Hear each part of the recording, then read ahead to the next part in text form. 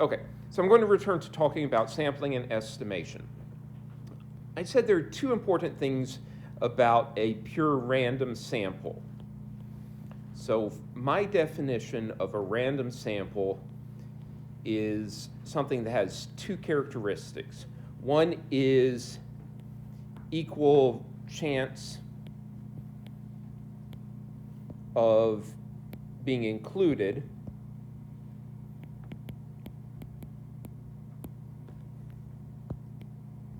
and second is second is that inclusion is independent.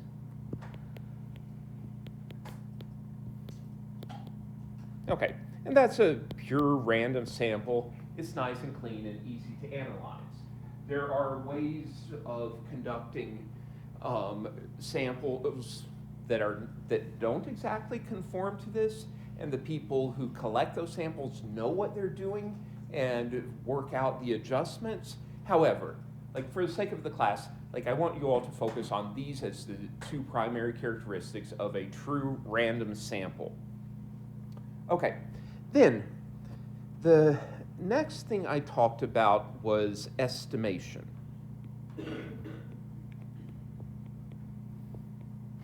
Okay, estimation is trying to make an inference or make a guess of the value of something in the population,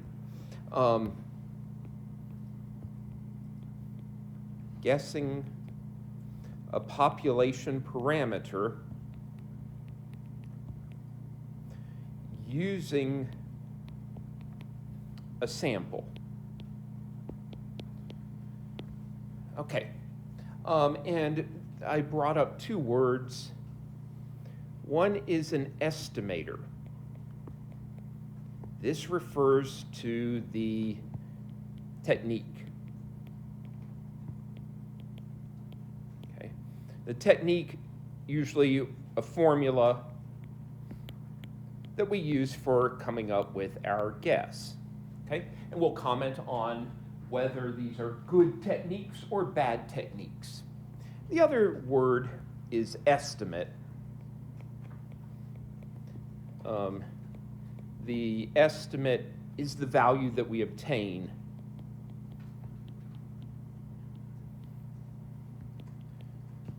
by using the estimator. Okay. So think of maybe some different ways that I could come up with a guess of a population average. Okay, so imagine like you asked me to guess the average of, or you asked me to guess the average value of something in the population. Maybe it's the average height of an Elon student, and I collect a sample on that, or some other question. Okay, now one technique I could use is I calculate my sample average and use that as a guess of the population average. And by the way, there's probably, like, your intuition says, yes, of course that makes sense. Why would you do it any other way, right? It probably is your best guess.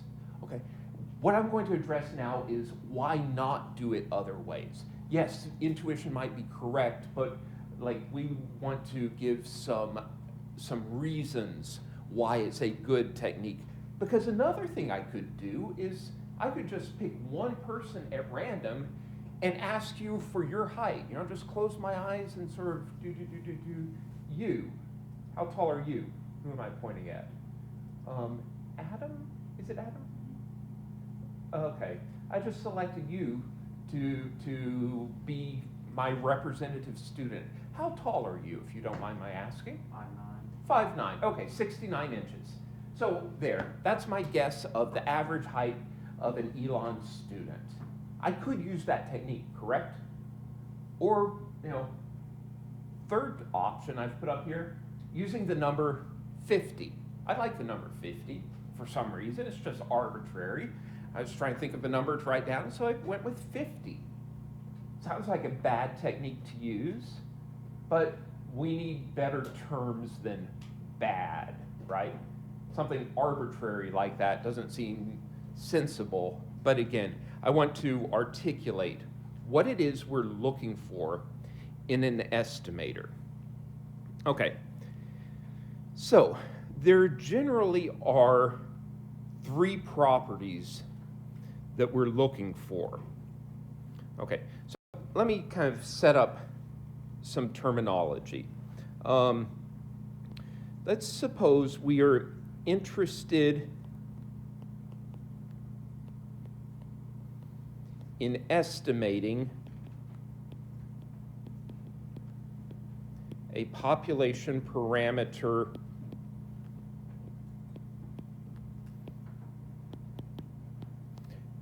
and I'll call it theta. That thing that looks like an oval with a line through it, that's a theta. Okay, and we use an estimation technique or an estimator, theta hat. Okay, I put that caret over it for a hat. Okay, this is called theta hat.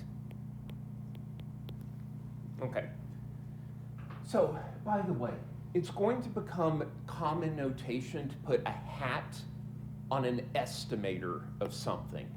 Does that make sense? Like you all remember when you were taking Econ 101, I think it's called Econ 1000 or Eco 1000, Principles of Economics.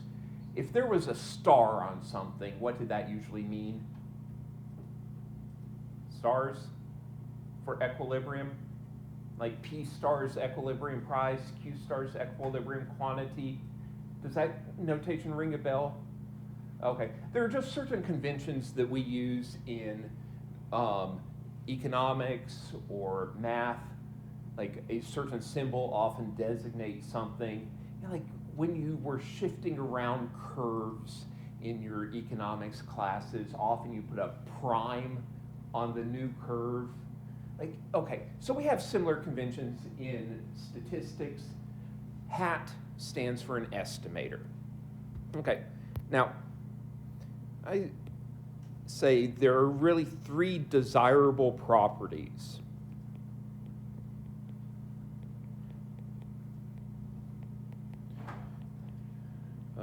Of estimators. The 3 things that we are usually looking for in estimators. Number 1, unbiased. Okay, which means correct on average. Now, using mathematical notation, we would say the expected value of theta hat is equal to theta. Okay. Okay. A second thing is efficiency.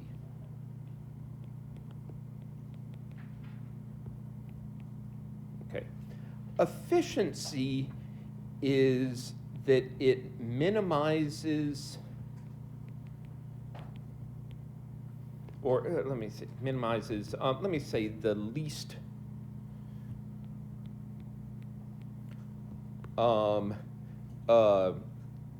variance in theta hat. Okay, why are we concerned about variance? Well, think back to the example that I started with on Monday. Like imagine there is a population, it had 3 people, IQs of 90, 100, 110. Depending on who I selected to be in my random sample, I could get a value of X bar equal to 95 or equal to 105 or equal to 100. So it wasn't always the same. It was kind of spread out, right? It has some variability. That's what we would often like to minimize. when we're coming up with estimates. We would like the most precise estimates possible.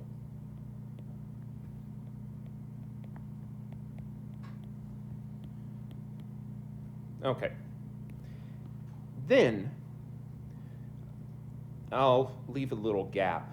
A third property is called consistent. And in math terms, the way we describe this is as n goes to infinity, theta hat goes to theta. Okay? You get exactly the right value always. All right, so usually consistency means two things, requires two things. One is that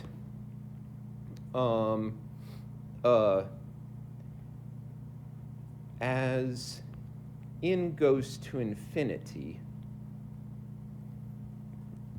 the variance in theta hat goes to 0. Okay? So imagine, again, my original example where I had 3 people. Okay? Instead of n going to infinity, what is really true is thinking about intuitively what I think about is what happens if my sample gets larger and larger and eventually becomes the entire population? Is my estimator going to be exactly the value in the population? So if you think of taking a random sample of 3 people, that's as close as that example could get to everyone or infinity. At that point, if you calculate the x bar for a sample that has the entire population, x bar will be the population average, mu. Okay, so that's, and it never changes, right? That's the, you always draw the same sample and it never changes. That's this part about the variance goes to 0, right? So think of you're always getting some spread or potentially getting some spread in your estimates. You want to get this, or consistency is talking about, well, does the spread of the estimates basically collapse to nothing when you have a large enough sample? And also, either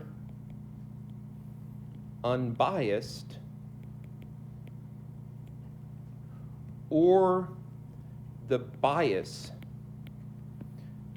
goes to 0. Okay.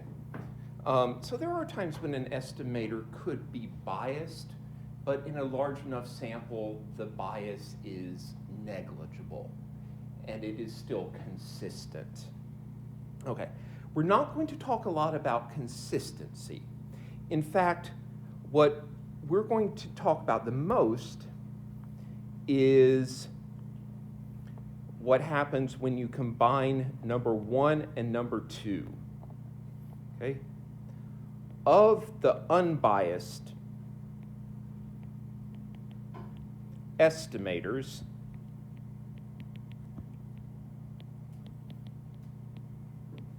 the one with the least variance. Okay. And the name for that, sorry that I keep jumping around on the screen, is the minimum variance unbiased estimator.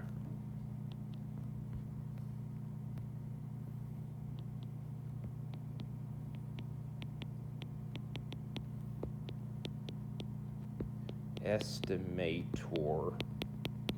Okay. abbreviated MVUE. Okay, the minimum variance unbiased estimator is often our criterion for the best estimator. It is unbiased, and among all the unbiased estimators, it's the most precise. Okay, now, I should probably talk about hunting again.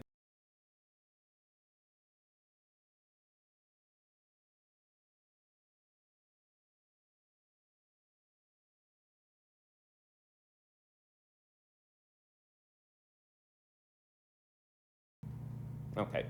You all remember that I ended class on Monday with a story about the three econometricians who go out hunting, and one fires and misses 5 yards to the right, second one fires off 5 yards to the left, and then the third econometrician says, on average, we killed that deer. Okay? That's the idea of unbiasedness. Okay? And often this will be explained with an analogy to, say, target practice. Imagine you go out, you practice shooting at a target, and you hit those 4 points there, okay? Kind of centered around the bullseye. This is what it means to be unbiased. Okay? As opposed to, you go out and you fire and you hit a cluster of shots like that. It's not centered around the bullseye, is it? This is biased. Okay? Now, okay. There can be different unbiased shooting patterns. Like someone could shoot this pattern centered around the bullseye, still unbiased, but not as good as this one I describe as being unbiased, but inefficient. Okay? Efficiency is about precision, really. How reliable the estimates are, how close they are to being at the center of the target. Shooting this cluster, correct? Like, good. Like if you're trying to get your target, this is a set of unbiased and efficient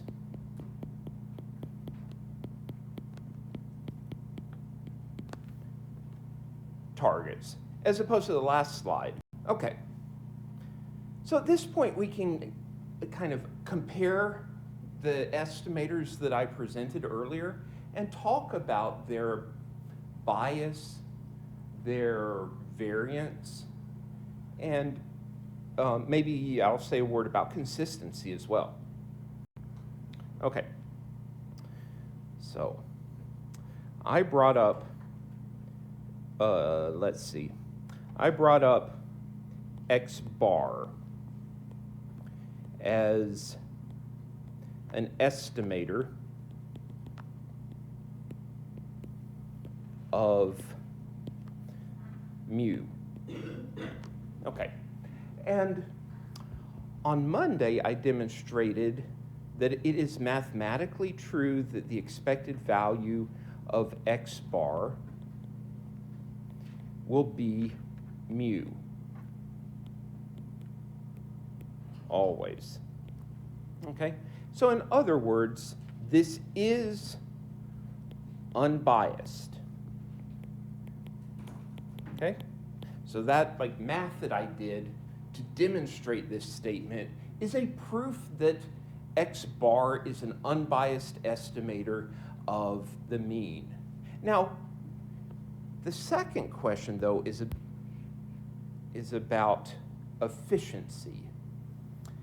And for that, we need to figure out the variance in x bar. Okay. And so I'm going to go through this. This is not going to be simple math, but I do want to go through the steps. First, I want to remind you all of a couple of rules for working with variance. Okay, so if y and z are random variables,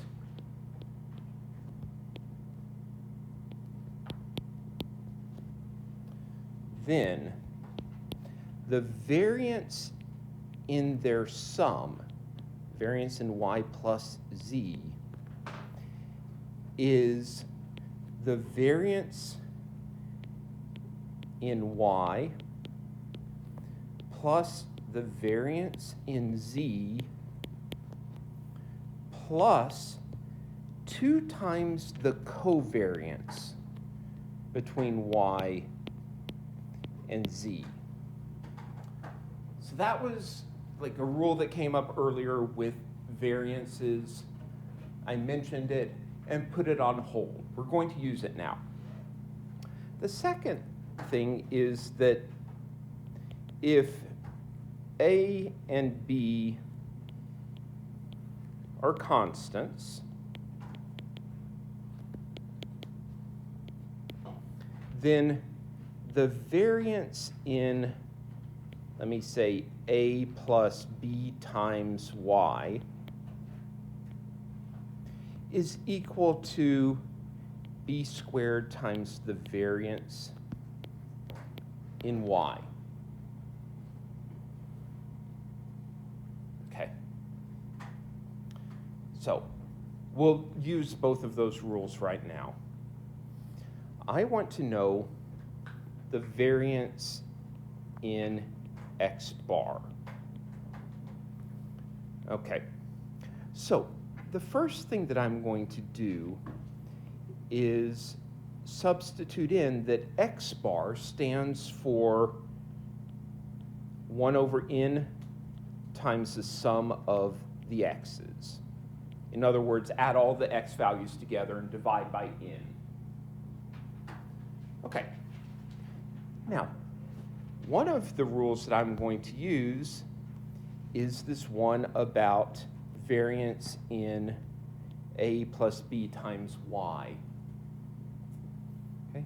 Because what I have here is basically an expression where there is no A term, A is 0, but B is equal to 1 over n. Right? It's a constant.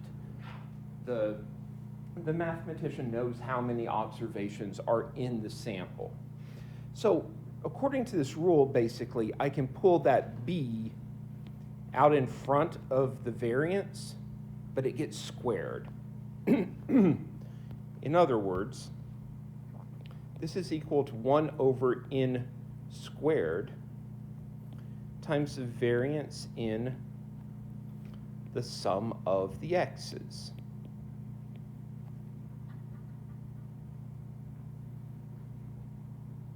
Okay. I'm going to expand that summation, write it out in full. So 1 over n squared times the variance in x1 plus x2 plus x3 plus yada, yada, yada, plus xn. Okay? Now, I'm going to use the rule about the variance in the sum of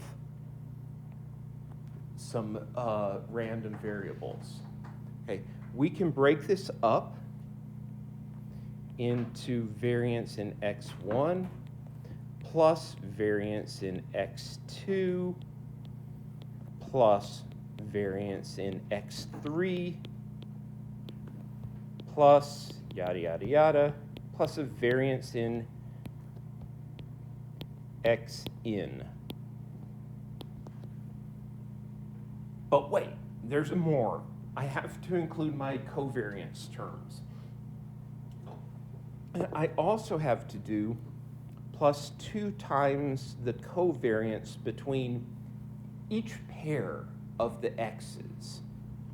So it's going to be plus 2 times the covariance between x1 and x2, plus 2 times the covariance between x1 with x3, plus, and I keep going through 2 times the covariance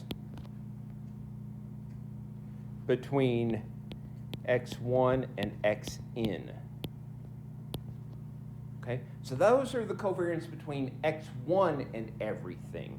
Then I have to do the covariance between x2 and everything, plus 2 times the covariance between x2 and x3, plus, keep going through,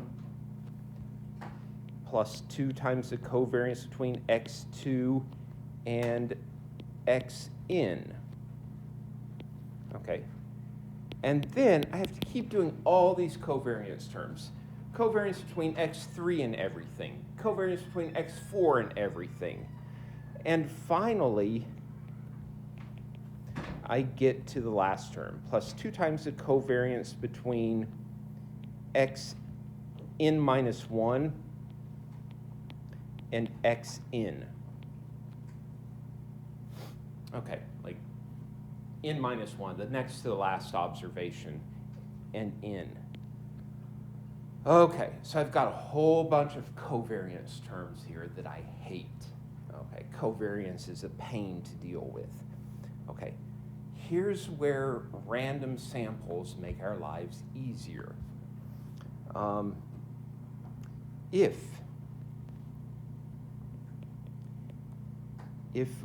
the x values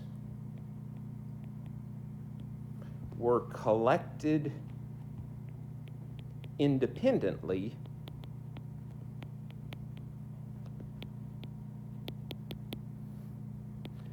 the covariance is 0. Okay. So first, let me give examples what I mean and don't mean. So imagine that we're collecting data on the earnings of workers. And we have in our sample Mr. Smith and Mrs. Smith from Cincinnati, Ohio. Okay, do we expect there's going to be some correlation in the earnings of a married couple? Like, if Mr. Smith is a high earner, do we expect that Mrs. Smith is also a high earner, or low earner, or just average?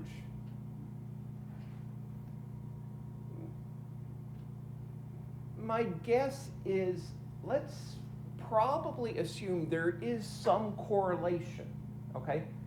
As a general fact, like high-earning people tend to marry other high-earning people. So there's a positive correlation or positive covariance between the earnings of Mr. Smith and Mrs. Smith, okay? That violates a random sample and means that we have to pay attention to all these covariance terms here, okay? In contrast, if we had a sample where we're completely selecting people at random, and one observation in our sample happens to be Mrs. Smith from Cincinnati, Ohio, another person is Mr. Jones from Oakland, California, okay, 2 random people. Is there any reason to believe that they would have a correlation in their earnings? And the answer is no, right? They have nothing to do with one another. Okay, so if it's a truly random sample, there should be no correlation, no covariance between the values of x. Okay, so covariance is 0. And this boils down to 1 over n squared times the variance in x1 plus variance in x2 plus yada, yada, yada, through variance in xn. Okay. So let's just use sigma squared to stand for the variance in x. Okay. This will be 1 over n squared times, everyone is expected to have the same variance. So we'll put in sigma squared for the variance in the first value, plus sigma squared for the second value, plus all the way through sigma squared for the last person.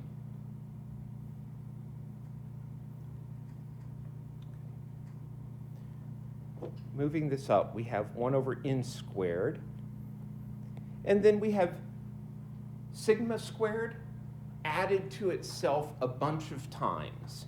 Okay, it shows up once for each of the n people in the sample, so it's n times sigma squared.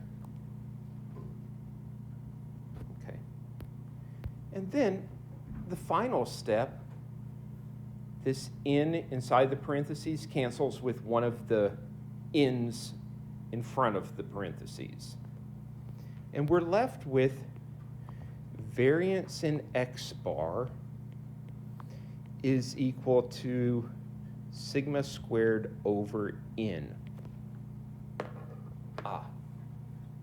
So this is a formula that's important for working with the sample mean.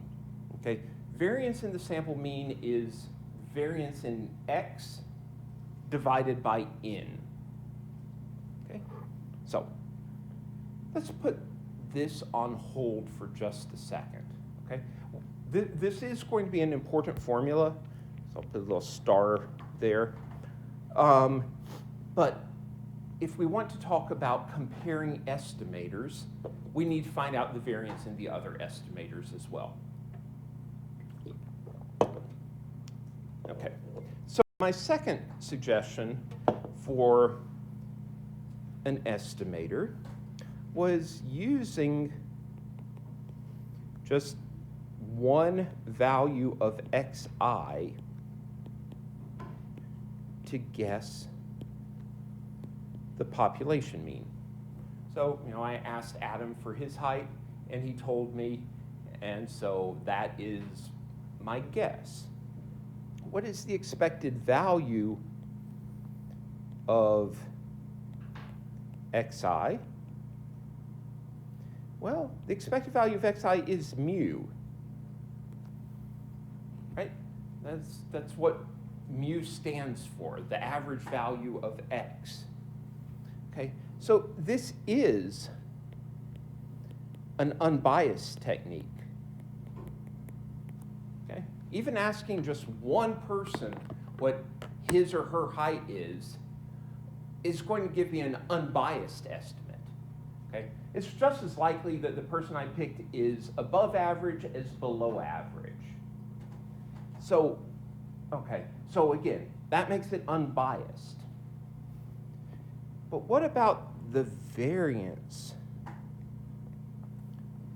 in xi? Well, we use sigma squared to represent that. Okay, so here, at this point, we have two unbiased estimators.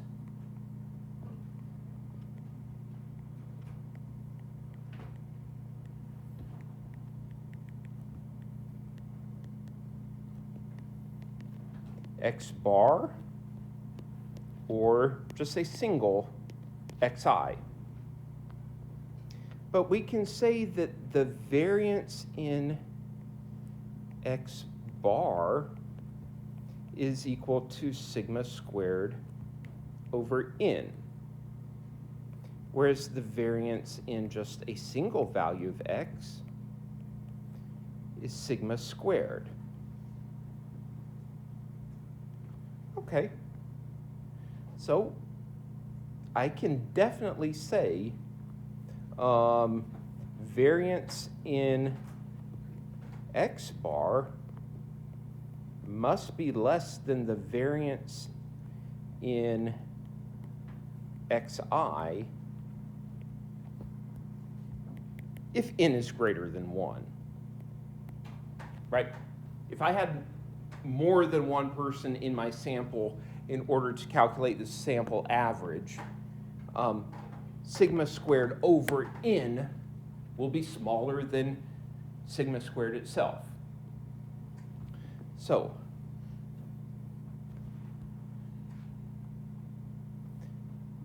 using x bar is more efficient.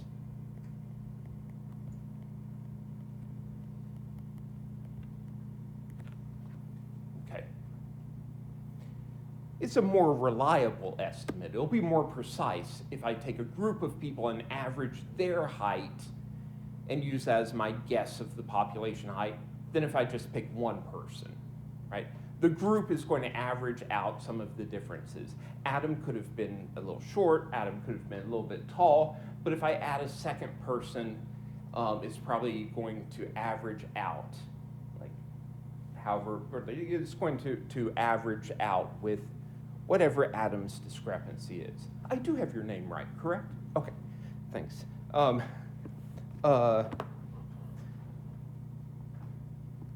right, so do we get like this idea of efficiency as something we can actually evaluate how precise an estimator is and then be able to comment on what's the most precise technique to use, or as we say in statistics, most efficient estimator. Okay.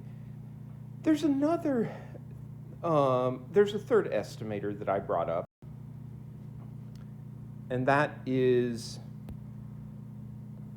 using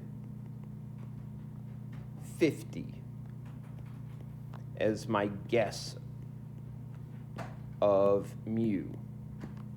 Okay. Is the expected value of 50, well, it's a constant number, it's not really random, so it's a little bit silly to call it an expected value, but you know, to stick with the definition, is the expected value of 50 equal to mu? Generally, no.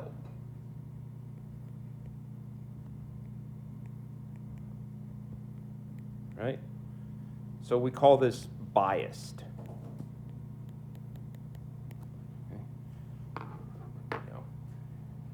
Just again, it seems an arbitrary technique, to guess 50 is the average of anything you ask me. What's the average height of a person? 50. What's the average amount that a person pays while filling up gasoline? 50. What's the average number of gallons they put into their gas tank?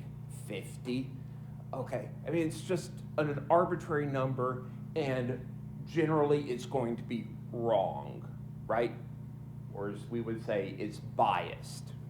Now we could say what's the variance in the number 50. It's 0 because 50 is a constant. It never changes. 50 is always 50. It has no variance. But we're not even going to get into efficiency when talking about things that are biased. Okay, so it's precise,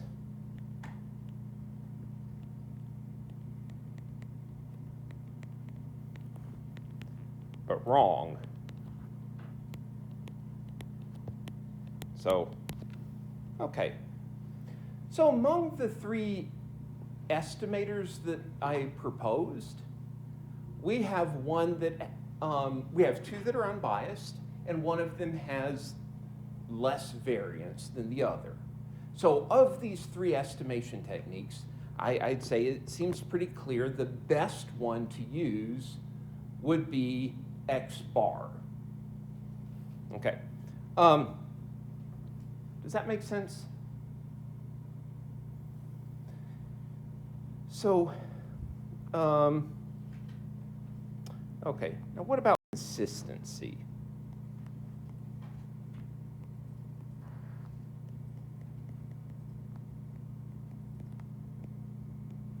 Okay, well, remember X bar, we know two things about it. One is that on average, X bar equals mu.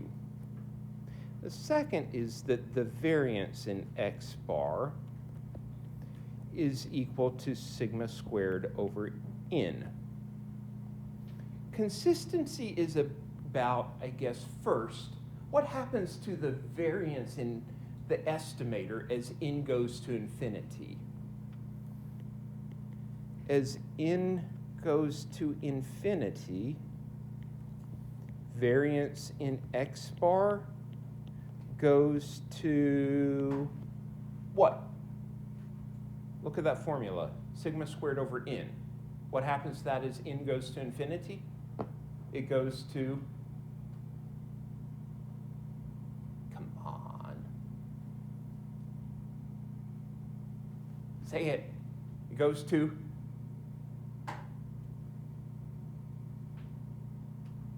zero, right? If you divide by infinity, you get zero, in other words, right? It goes to zero, right? Dividing by infinity goes to zero.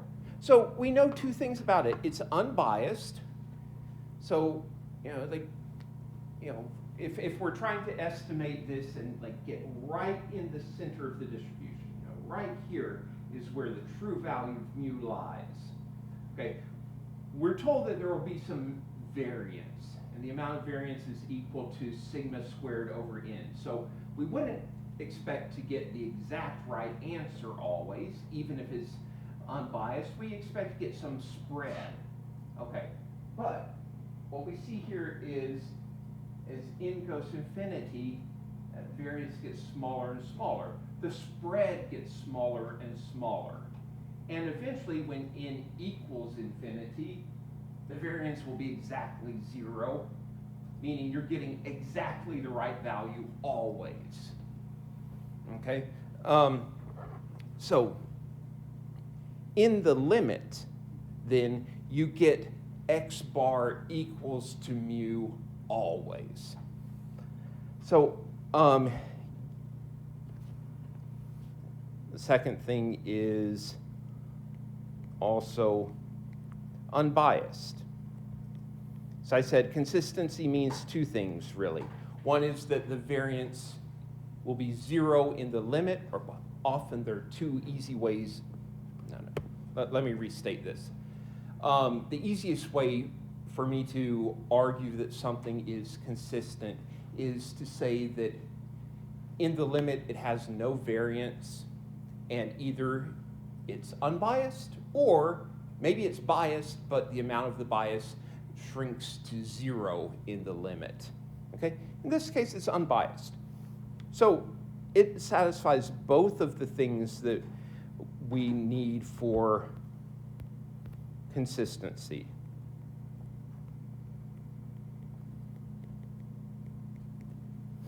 Okay. As opposed to the other two, xi is unbiased, but variance in xi is sigma squared. Okay, and that does not go to zero as n gets large. Does not go to zero as n gets large.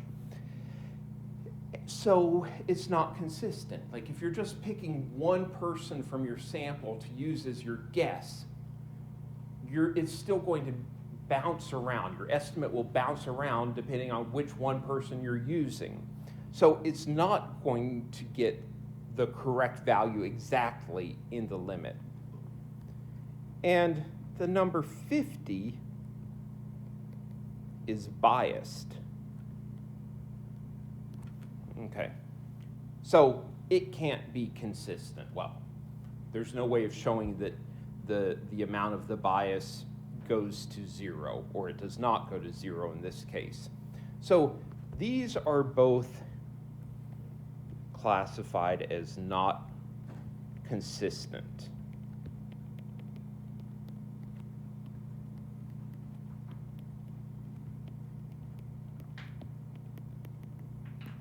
Okay. So now, the big important thing, minimum variance unbiased estimators.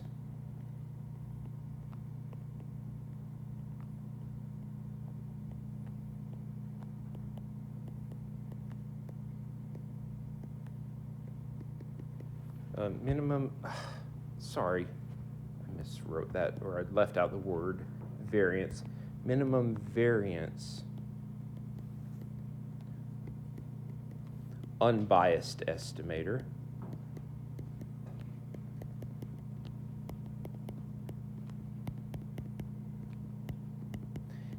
So first, let me say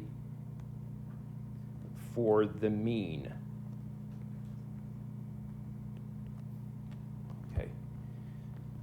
X bar is the minimum variance unbiased estimator of mu. Okay. I'm just going to assert this is true. I've compared only 2 estimators that are unbiased, and but I'm going to assert this is more generally true. The math is trickier, but this is true. It is an unbiased estimator, and of all the possible unbiased estimators that you could use, it has the least variance. In other words, this is our best estimator. Okay? The second one is for the variance. Okay. A formula that we learned earlier for the variance in a sample, so S squared equals 1 over n minus 1 times the sum of xi minus x bar squared. Remember that formula? Okay. This is the minimum variance unbiased estimator of sigma squared, the population variance.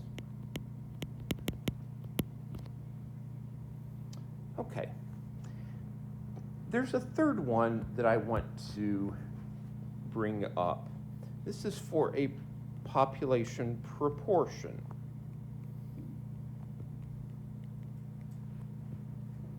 Okay, so let me set this up a little bit. Suppose in the population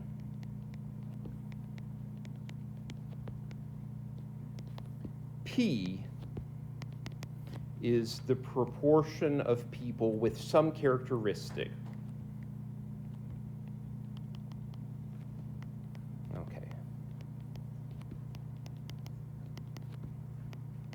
Like the proportion of people who will vote for a particular candidate on election day in the population.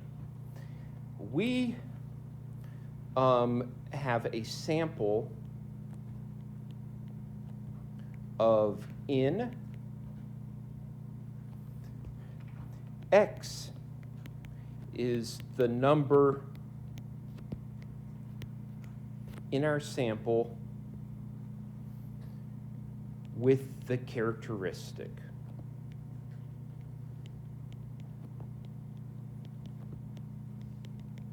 Okay, so p hat equals x over n is the sample proportion, right? You collect a sample of 100 people, 64 say that they will vote for the candidate. That means your sample proportion is 64 over 100 equals 0.64. Okay, so p hat equals x over n is the minimum variance unbiased estimator of p. Okay. Of all the different ways that you could guess the population proportion, the unbiased one that is most precise is using your sample proportion. Okay, got it? These are three important ones to know. And so often when we're talking about these statistics and we're using them, we need to know the expected value of the estimator. We want to know the variance in the estimator. And there's often a third thing that's important, which is what type of distribution does it have? Fortunately, the answer to the last one is usually the normal distribution. But let me maybe talk about the next topic, introduce the next topic, which is point estimation versus interval estimation.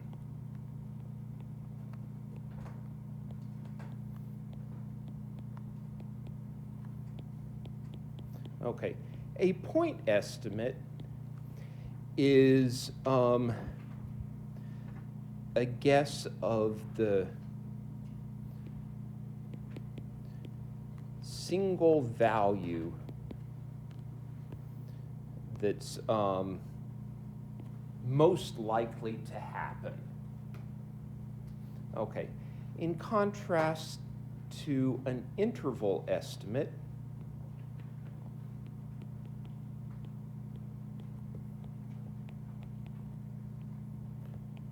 which is a range of likely values.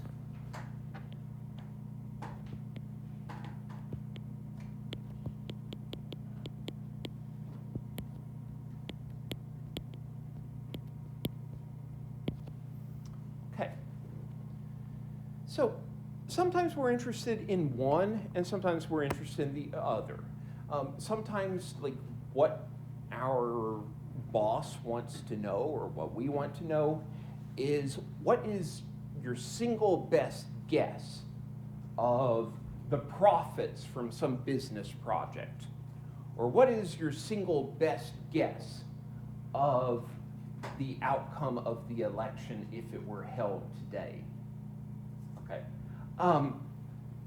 Other times, maybe we don't want to know that. Maybe we would want to know a range of likely values, like what is possible. Okay? So again, I'll say that, like, often point estimates are the thing we're interested in, but one example where a point estimate was pretty useless was, I've talked about my kids, right? I have a whole bunch of them. And every time my wife got pregnant, we'd go to the doctor, and the doctor would say, your baby's due date is such and such. Okay, so I think like my daughter's due date was October 25th. Okay, well, does that mean that I can make plans and write in my syllabus at the start of the semester, hey, October 25th, we're not going to have class because my wife is expected to have a baby that day? that seems pretty far-fetched because babies are random when they pop out. Yeah? So, what my doctor told me is that about half of babies are born within a week of their due date. Okay? Now, that's actually useful information for making planning decisions, right? If I want to have grandma here to witness the miracle of childbirth, I can't reliably buy a ticket, the day before the due date, and she'll be here in time, right? That's probably not going to work. Okay. But if I buy her a ticket a week in advance, then actually there's a 75% chance she'll be there in time for the baby. Okay? 90% of babies are born within 2 weeks of their due date. So if I buy a ticket for her 2 weeks in advance, there's only a 5% chance that the baby would arrive before her. So actually, knowing a range of possibilities is more helpful for planning in that scenario. Okay, does that make sense? Right? And the same goes for opinion polls. Okay, right now, depending on what poll you look at, you might see that Harris is ahead by a couple of points, or you might see that Trump is ahead by a couple points. I would not make any decisions or plans to move to Canada just because my less preferred candidate has 51% in the polls. Or what if the poll said that the candidate I dislike has favorability of 50.0001% in the population? Should I go ahead and sell my house and move to Canada? Okay. It depends on how precise the estimate is, right? This is why pollsters often do present a margin of error, a range of likely values. So the poll might say it has a margin of error of plus or minus 2%, okay? And that's saying that the range of likely values is within 2% of whatever number they report. So it could be that only 48, or it's reasonably likely that on election day, 48.0001% vote for the candidate, and I'm not concerned. Okay? It's also possible it could be 52.0001%. Okay? But they're reporting a range of likely values so that we know whether we can exclude some scenario from the range of likely values. Now, it should always come with a statement of how likely the range is. My doctor did it well when saying 50% of babies are born within a week of their due date. How likely is that? 50% likely. Opinion polls typically report 95%. If they don't state what their margin of error is, it's 95% likely that that range is correct. Okay, so does that make sense? Okay, range of likely values, I'll just make a note here. Often, if not stated, 95%. Okay. Now, 95% is a little bit interesting. Why 95%? I will say 95% confidence is common, okay, for two reasons. One is, okay, I guess the official explanation is it's a fairly high level of confidence without getting useless. If I want to give a range of like what is 100% possible, right? Hey, predict the outcome of the election and give me a range that is 100% guaranteed to contain what actually happens on election day. I say, well, it could be anything from 0% to 100%, right? I mean, that's guaranteed to be correct. If I wanted my doctor to give me a range of possible values for when the baby is born, I mean, the range would have to start with, well, baby could come out as soon as tomorrow or as late as a month after, even more than a month after the due date. Like, the range of possibilities, if you want to be 100% correct, is everything. So, like, we want to narrow that down, and 95% contains the outcomes that are most likely, right? If you rely on a 95% interval estimate, you will be correct 95% of the time, most of the time, and yet it's still a fairly narrow range to work with.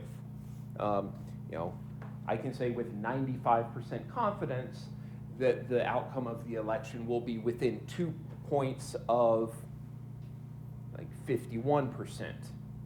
But if you want me to go to 100% confidence, I'd have to say, well, anything's possible. So there's a trade-off, and this kind of balances being too big against errors. Okay, only a 5% chance of an error. Now there's a second reason, and this has to do with the empirical rule. Remember, according to the empirical rule, approximately 95% of observations are what? Within 2 standard deviations of the mean? Okay, well, standard deviation is what? The square root of the variance. So I just worked out a formula for the variance in an estimator, and I can tell you that according to the empirical rule, approximately 95% of samples will be within 2 standard deviations of the mean, okay? That's where we're going to go next on Friday, okay? Constructing these interval estimates. Okay, sound good? Any questions?